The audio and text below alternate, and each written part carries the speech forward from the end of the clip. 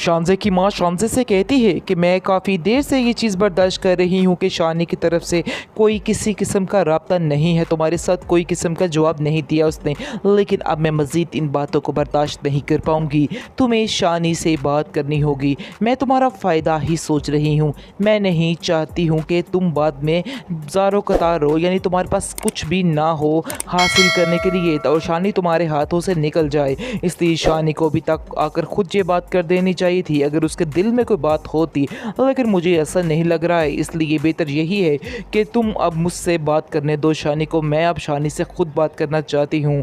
कहीं ना कहीं तुम्हारा बाप बिल्कुल ठीक कह रहा है और वो इसकी बात बिल्कुल ठीक है कि अब शानी के साथ हमें खुद ही बात करनी होगी। अगर कोई ऐसी बात उसके दिल में है तो हम उससे खुद बात कर लेते हैं, वरना सारी बात खुलकर सामने आए और हम भी तुम्हारी ज़िंदगी का कोई नया फ़ैसला कर सकें, ताकि हमारे लिए भी कुछ आसानी हो जाए। ये सब बातें सुनकर आप देखेंगे कि शानज़े बड़े गुस्से में आ जाती है और कहती है कि आखिर आपने ये सब कुछ कैसे सोच लिया, आखिर आप ये कैसे सोच सकती हैं। शानी के अलावा मैं किसी और का तस्वर भी नहीं कर सकती, लेकिन आपने इतनी बड़ी बात आखिर कैसे बोल दी है, आपने ऐसा क्यों कहा। आगे से उसकी माँ कहती है कि हम तुम्हारे दुश्मन नहीं हैं, हम तुम्हारे फ़ायदे के लिए कर रहे हैं जो कुछ कर रहे हैं, इसलिए बेहतर वही है जो हम कह रहे हैं।